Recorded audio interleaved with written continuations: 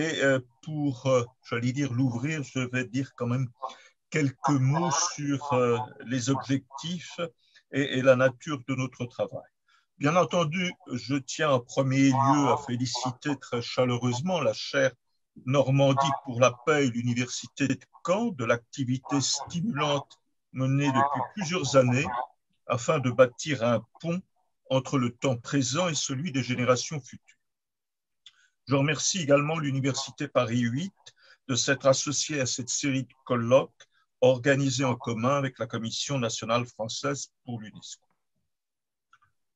Comme tout ouvrage de cette importance, ce pont se construit de piliers en piliers, mais son tablier central sera, lui, maintenu solidement par des câbles dont la tension s'ajustera en fonction de deux caractères constitutifs: le principe de responsabilité et la reconnaissance de droits au profit des générations futures. Il faut en effet permettre à l'histoire de continuer à s'écouler et à mener les générations futures là où les générations présentes n'ont pas réussi à conduire notre monde vers la paix et la justice. Guillaume le Conquérant, nous sommes à Caen, il y a près d'un millénaire, l'avait compris quand il rejoignit l'Angleterre et y installa une nouvelle royauté. Aujourd'hui, au temps s'intègre une dimension spatiale, celle du respect de l'environnement et de la biodiversité, qui met en jeu, notamment avec les changements climatiques, nos conditions de vie, voire l'existence même de l'espèce humaine, comme de nombreuses autres espèces vivantes.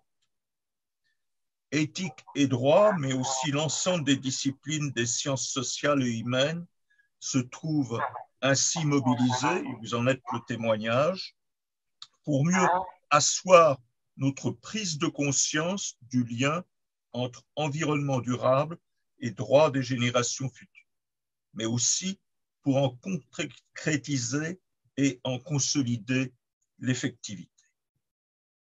À cet égard, on ne peut que se réjouir de l'adoption prochaine par le Comité international de bioéthique de l'UNESCO d'un rapport sur le principe de protection des générations futures.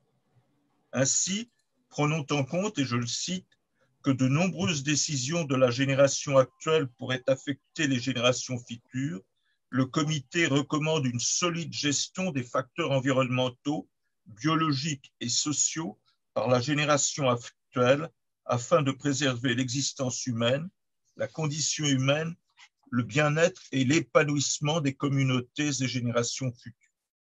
Et il précise, une telle gestion devrait être développée par la communauté scientifique et la société civile.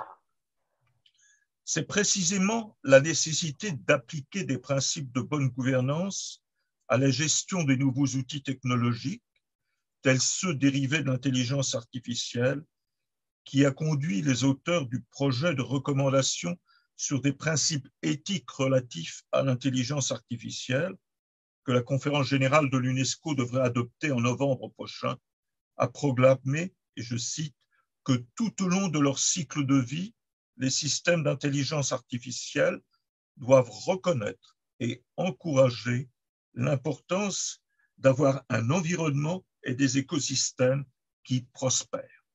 En outre, l'environnement et les écosystèmes sont une nécessité existentielle pour que l'humanité et les autres êtres vivants puissent profiter des bienfaits liés au progrès de l'intelligence artificielle.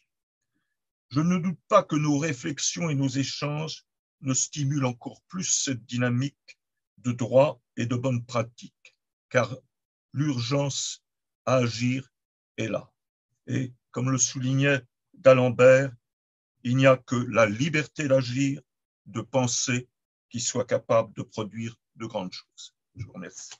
Merci d'avoir accepté de participer à ce thème qui n'est pas si évident que cela, parce que réfléchir à la dimension environnementale de l'intelligence artificielle au prisme des générations futures, nous vous avons convié à tenir en même temps plusieurs paramètres qui ne sont pas souvent croisés et nous sommes très heureuses, oui, en tant que coordinatrice, mais heureux avec Christian, de vous accueillir ici.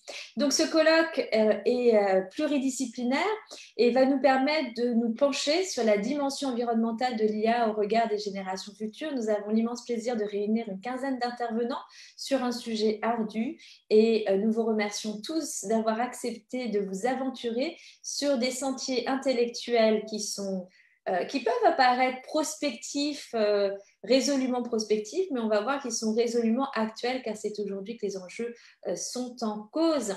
Et nous serons bien évidemment amenés à tisser ensemble étroitement différentes problématiques et la pensée complexe sera bien évidemment conviée sur cette éthique nécessaire pour la civilisation technologique et plus précisément nous croiserons des regards différents sur notre responsabilité envers les générations futures. Merci encore à Amandine Caillol, Bénédicte Bévière-Boyer et Christian pour ce travail que nous avons réalisé en équipe et avec grand plaisir. Nous allons donc avoir le plaisir d'entendre des collègues de différents horizons. Je laisse tout de suite la parole à mes collègues pour qu'elles continuent la présentation de l'événement dans leur ensemble. Je n'ai pas grand-chose à ajouter, donc à part moi aussi remercier tous les intervenants d'avoir accepté de participer à ce bel événement. Remercier aussi bien sûr Christian Bick qui nous a associés à cet événement qui était donc à son initiative à l'origine. Émilie bien sûr puisque cet événement s'inscrit dans le cadre de la chaire Normandie pour la paix et donc je suis vraiment ravie d'avoir pu organiser cet événement en étroite collaboration aussi avec Bénédicte Bévière-Boyer avec laquelle j'ai la chance de coordonner l'axe bioéthique de la chaire dans lequel cet événement s'inscrit également. Voilà, donc merci à tous. Je laisse la parole pour quelques mots à Bénédicte. Merci beaucoup, Amandine. Écoutez, tout a déjà été dit, donc c'est vraiment un véritable plaisir d'avoir organisé un colloque sur un thème aussi important qui va avoir vraiment des effets pour l'avenir, pour nos générations actuelles et les générations futures. On est tous impliqués, les universitaires, les personnes des entreprises, mais aussi les citoyens, les politiques. Donc, j'espère que ce colloque qui est diffusé en vidéo pourra être réécouté par la communauté et qu'il apportera beaucoup pour pouvoir progresser sur cette thématique vraiment formidable et d'actualité. Donc, je remercie tout particulièrement Émilie de m'avoir intégrée dans cette chaire de la paix qui est très intéressante. Alors, on apprend beaucoup de choses, y compris sur toutes les relations humaines, scientifiques, etc. Et je remercie aussi beaucoup Amandine, puisque vraiment, petit à petit, on a fait un chemin entre nous depuis la Chine. Et aujourd'hui, c'est en France sur une dimension internationale. Je remercie aussi, bien sûr, Christian Bick, qui nous a aussi donné l'autorisation de pouvoir voir ça avec l'UNESCO. Et c'est très, très important parce que ça nous donne une visibilité d'autant plus importante. Voilà, merci beaucoup.